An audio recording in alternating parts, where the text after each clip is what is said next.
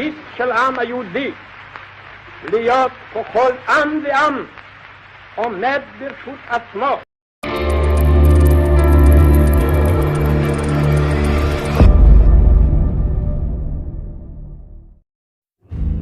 Assalamualaikum warahmatullahi wabarakatuh. Halo semuanya. Hari ini kita akan mempelajari mengenai asal-muasal konflik antara Israel dan Palestina. Sebetulnya apa sih yang terjadi dan bagaimana solusi ke depannya? Simak terus sampai selesai. Konflik antara Palestina dan Israel bisa dibilang sangat rumit. Hal ini karena banyak pihak yang turut bermain dalam perseteruan dua negara tersebut. Sekarang kita akan mengurai secara perlahan-lahan akar permasalahannya. Kita awali dengan pendekatan historis. Sebelum Perang Dunia I berkecamuk, wilayah Palestina merupakan bagian dari Kesultanan Turki Utsmani. Turki Utsmani memiliki wilayah yang sangat luas. Di sisi lain, dunia terpolarisasi menjadi dua kekuatan besar. Perang Dunia I merupakan peristiwa besar dunia yang mempunyai pengaruh secara global dalam segala aspek kehidupan. Perang Dunia I berlangsung selama 5 tahun, mulai dari tahun 1914 hingga 1918. Ada dua pihak utama yang terlibat di Perang Dunia I, yaitu aliansi sekutu yang terdiri dari Inggris, Italia, Prancis, Rusia, dan aliansi sentral Jerman, Austria, Hongaria, dan Turki. Turki Utsmani akhirnya terlibat dalam Perang Dunia I dan masuk dalam aliansi sentral. Mengapa Turki malah melibatkan diri dalam Perang Dunia I? Alasannya adalah untuk merebut kembali bekas wilayahnya di kawasan Eropa Timur. Turki Utsmani juga kehilangan banyak wilayah kekuasaan mereka di berbagai tempat, yaitu Libya pada tahun 1911. Wilayah terakhir mereka di Afrika Utara direbut oleh Italia. Balkan pada tahun 1912 sampai dengan 1913 dan Kuwait pada tahun 1913.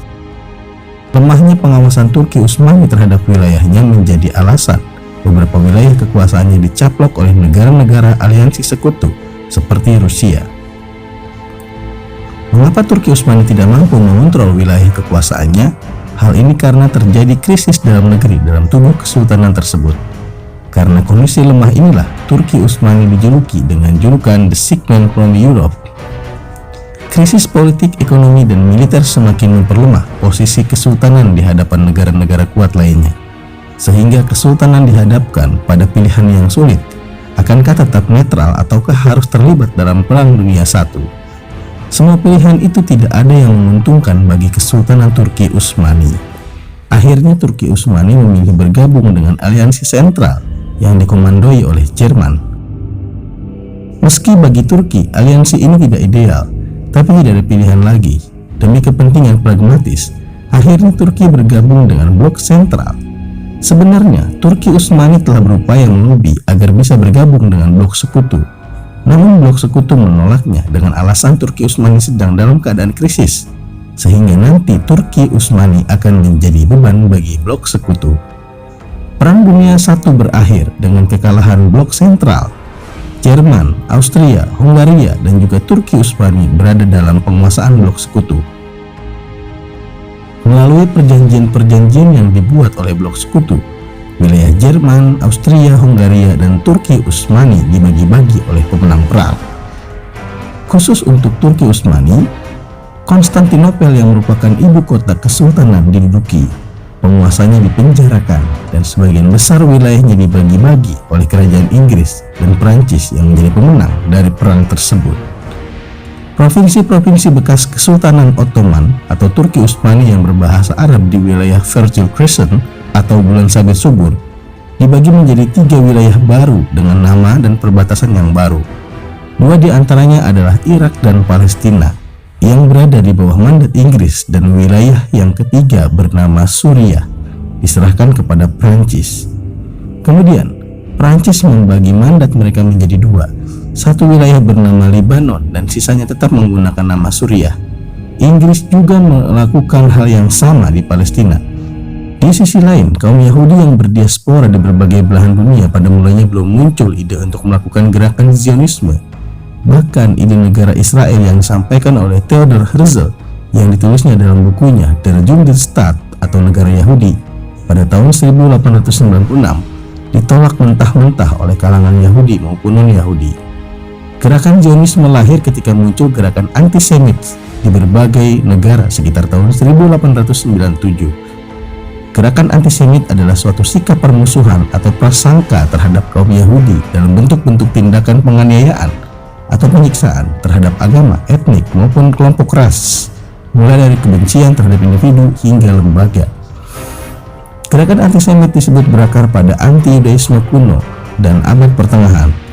Mereka meminta agar orang-orang Yahudi harus bertanggung jawab atas penyaliban Yesus Kristus.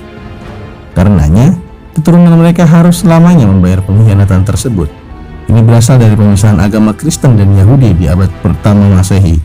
Selain itu, kaum Yahudi juga distereotipkan sebagai bangsa yang tidak loyal dan licik dan menjadi tumor bagi negara-negara yang ditinggalinya. Seakan mendapatkan angin segar saat Turki Utsmani mengalami kekalahan dalam Perang Dunia I, kaum Zionis berhasil melakukan lobi-lobi kepada pemerintah Inggris guna menempati wilayah Palestina. Ditambah pembantaian brutal pemerintah Nazi Jerman terhadap kaum Yahudi mendorong gerakan Zionis Eropa semakin masif. Lord Rothschild adalah orang di balik suksesnya lobi Yahudi kepada pemerintah Inggris. Dia adalah pemimpin komunitas Yahudi Inggris yang memiliki pengaruh besar di dunia dalam bidang perbankan. Karena pengaruhnya itulah ia berhasil melobi Inggris agar pemerintah Inggris memberi tempat kepada kaum Zionis agar menempati suatu wilayah di Palestina. Suratnya yang dikenal sebagai Deklarasi Balfour adalah bukti tidak terbantahkan bagaimana pemerintah Inggris telah memberikan tiket kepada kaum Zionis untuk menempati Palestina. Kepada yang terhormat Rothschild, dengan rasa senang saya menyampaikan pada Anda atas nama pemerintah kerajaan Inggris deklarasi yang didasarkan pada simpati aspirasi Zionis Yahudi. Ini telah ditujukan dan disetujui oleh Kabinet Perang.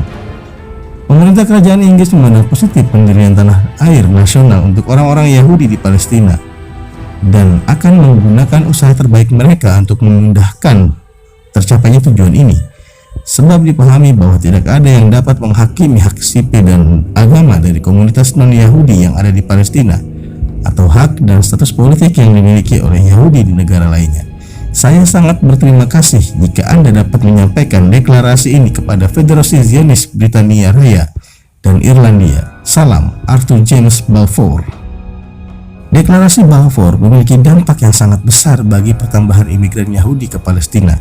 Tidak kurang 100.000 imigran Yahudi dari berbagai dunia masuk ke Palestina secara legal maupun secara ilegal. Imigrasi ke Palestina atau Aliyah tetap sangat terbatas hingga berdiri negara Israel pada Mei 1948. Ribuan pengungsi Yahudi berupaya memasuki Palestina secara ilegal. Dari tahun 1945 hingga 1948, pemerintah Inggris menahan kebanyakan calon imigran ke Palestina ini di kamp-kamp penahanan di Siprus. Dengan didirikannya negara Israel pada Mei 1948, para pengungsi Yahudi mulai mengalir masuk ke negara baru berdaulat tersebut. Sekitar 140.000 korban yang selamat dari tragedi Holocaust memasuki Israel selama beberapa tahun berikutnya. Amerika Serikat menerima 400.000 pengungsi dari tahun 1945 hingga 1952. Sekitar 96.000 atau kira-kira 24% dari mereka merupakan orang Yahudi yang selamat dari Holocaust. Pencarian tempat pengungsian dilakukan selama bertahun-tahun sebelum tragedi Holocaust dan setelahnya. Pemerintah Inggris memang telah melakukan pembatasan imigran Yahudi sebanyak 75.000 orang. Namun kenyataannya pemerintah Inggris tidak mampu membendung kedatangan imigran Yahudi ke Palestina.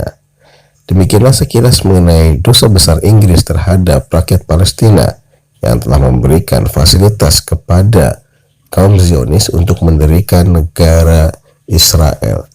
Demikian, sekian, terima kasih. Assalamualaikum warahmatullahi wabarakatuh. Amen.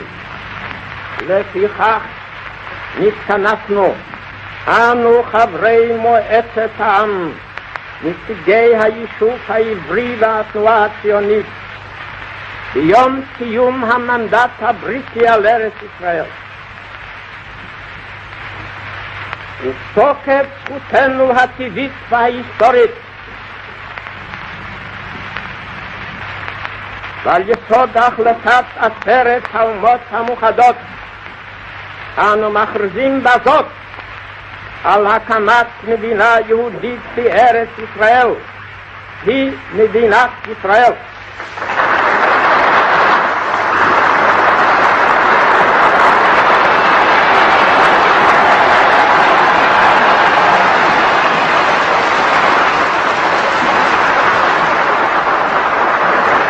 מתוך ביטחון בצור ישראל הננו חותמים בחתימת ידינו לעדות על הכרזה זו.